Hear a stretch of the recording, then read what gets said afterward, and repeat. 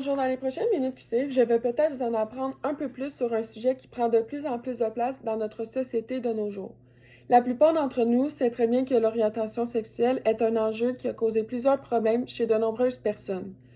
C'est pourquoi moi je vais vous parler de son origine et de son évolution à travers chaque époque, puis je vais vous parler de son actualité dans le monde d'aujourd'hui. Malheureusement, l'orientation sexuelle est encore un sujet tabou. Les gens sont plus à l'aise d'en parler et ouverts d'esprit envers les gens homosexuels et tout autre. Revenons-en au tout début. L'origine des perceptions a beaucoup évolué d'une époque à l'autre. C'est pourquoi je vais commencer par l'Empire romain. Dans l'Empire romain, l'orientation sexuelle, exemple l'homosexualité, était acceptée seulement chez les hommes. Un homme pouvait être pratiqué le sexe avec une personne du même sexe seulement s'il était marié, puis c'était pour un désir charnel, c'est-à-dire un désir sexuel. Si c'était pour de l'amour, c'était vraiment mal vu pour un homme, puis c'était juste pas envisagé. Ensuite, pour les femmes, dans l'Empire romain, c'était vraiment mal vu. Une femme ne pouvait pas pratiquer le sexe ou être en amour avec cette personne. Ensuite, on va passer au Moyen Âge. Au Moyen Âge, la perception a complètement changé de point de vue. Les autorités religieuses n'acceptaient pas l'homosexualité. Ils ont même imposé un droit criminel envers les personnes homosexuelles. Donc, s'ils pratiquaient ce type de relation, ils étaient condamnés. Ensuite, moi, je vais seulement vous dire quelques dates importantes pour l'orientation sexuelle au travers des époques. En 1841, le gouvernement, il va criminaliser toute pratique homosexuelle ou personnes qui pratiquent le sexe du même ensemble, qui sont du même sexe. Il va avoir, c'est la loi sur l'abominable sodomie.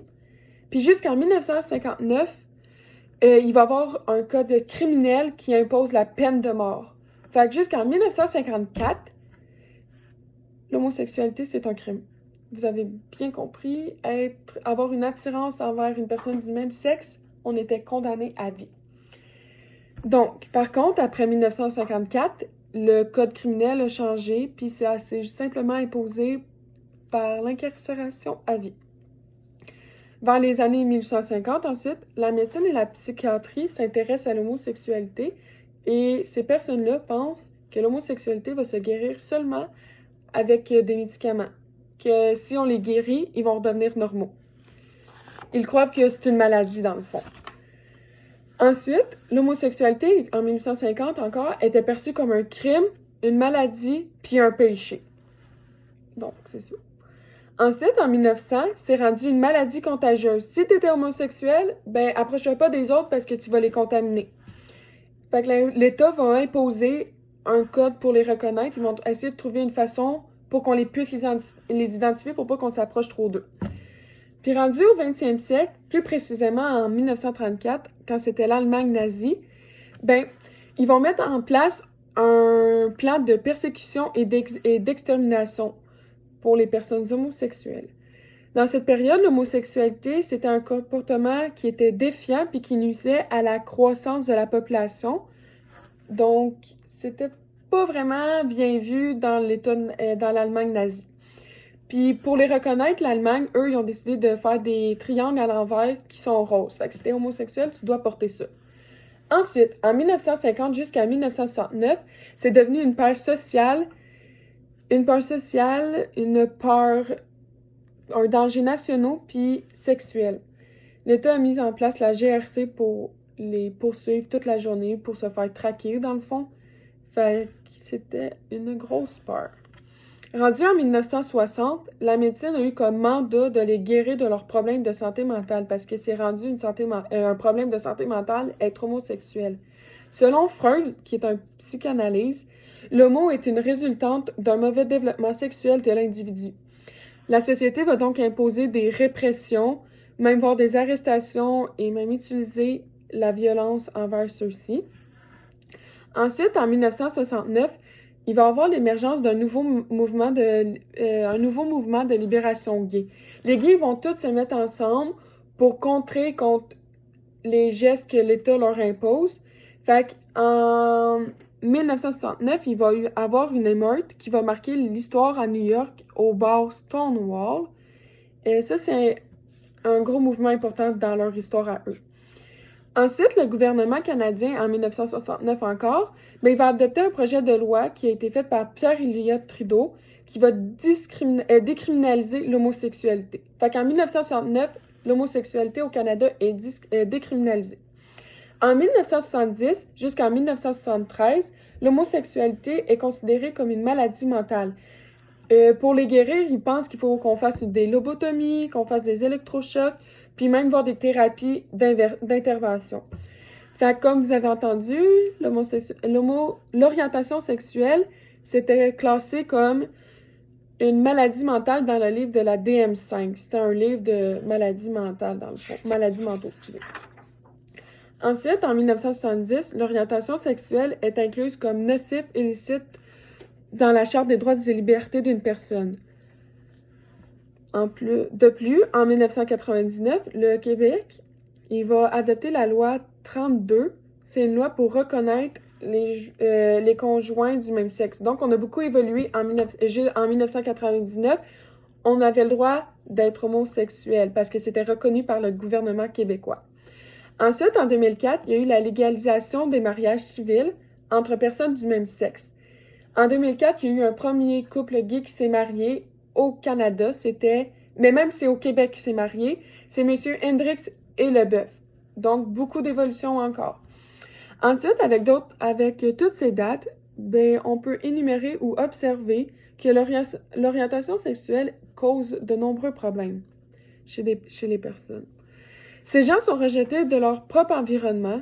Ils doivent s'adapter aux impacts que l'État impose. On peut dire qu'ils ne sont pas du tout libres, voire même qu'ils les classent comme des personnes avec une maladie mentale. Donc, comme je viens de vous dire, on voit une grande évolution. Maladie mentale on le décriminalise. Actuellement, dans le monde, il y a encore 6 pays d'Afrique et du Moyen-Orient qui utilisent la peine de mort. Ou simplement, dans les États d'Afrique, c'est beaucoup l'incarcération à vie envers les homosexuels.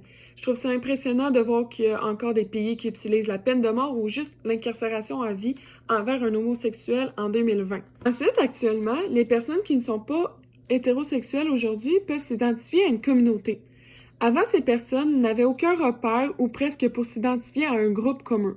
S'ils se sentaient moins bien, par exemple, ou simplement en questionnement, ils ne pouvaient pas se renseigner ou s'orienter vers un groupe. Dans le monde actuel, au Québec et partout ailleurs, les personnes qui ne sont pas hétérosexuelles peuvent s'identifier au groupe LGBTQ. Grâce à cette communauté, les gens comprennent et se sentent mieux renseignés sur les différentes orientations. C'est une communauté avec le plus grand impact de nos jours. Donc aujourd'hui, la communauté LGBTQ est beaucoup plus respectée et surtout comprise.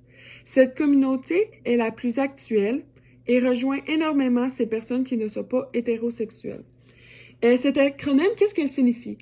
LGBTQ signifie le mouvement lesbien, gay, B pour bisexuel, Q pour les personnes queer, donc dans le fond ils s'identifient pas à être une fille ou un gars, puis T pour les transgenres.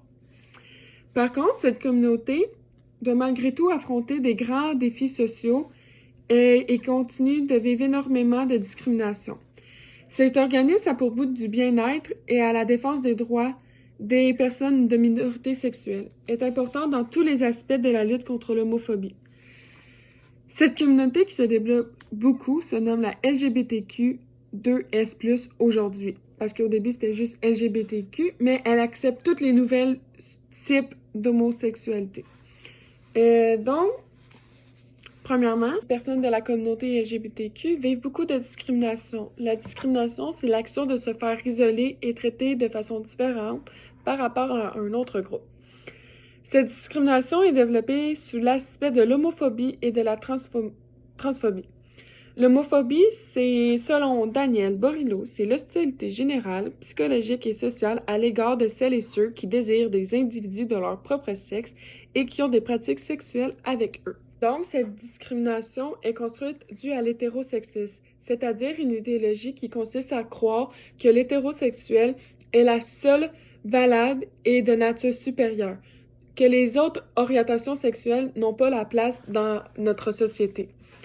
De plus, aujourd'hui, cette communauté doit se défendre envers les préjugés, les propos qui normalisent l'hétérosexuel. C'est ce qu'on appelle l'hétéronormativité. Souvent, les personnes supposent que ces personnes sont hétérosexuelles. Donc, ce que je voulais dire, si moi, mettons, je suis bisexuelle, mais les personnes vont supposer que moi, je suis hétérosexuelle. Comme le mentionne Laurent McCutcheon, mais je sais pas comment on le prononce, McCutcheon, Fondation Émergence de la Fondation Gay, il a mentionné, malheureusement, il reste encore beaucoup de chemin à faire aujourd'hui. On fait la journée nationale de lutte contre l'homophobie parce qu'il y a encore dans la société un certain nombre de personnes qui sont mal à l'aise avec l'orientation sexuelle homosexuelle. Donc, c'est ça l'hétéronormativité. Ils vont supposer qu'une personne est hétérosexuelle car ils sont mal à l'aise de dire qu'elle aime une autre personne du même sexe. Ensuite, lui, Laurent, il a encore constaté d'emblée que le Québec a beaucoup évolué. C'est une société qui a connu de très importantes avancées au niveau du respect des droits de minorités sexuelles, mais du même souffle, il affirme être convaincu que du travail, notamment de conscience, reste à faire. Lui, il a effectué un sondage qui a été publié par Léger à l'occasion de la première journée nationale de lutte contre l'homophobie. Il y a 60 personnes, des hommes et 53% des femmes qui sont mal à l'aise lorsqu'ils voient un couple homosexuel. C'est ça.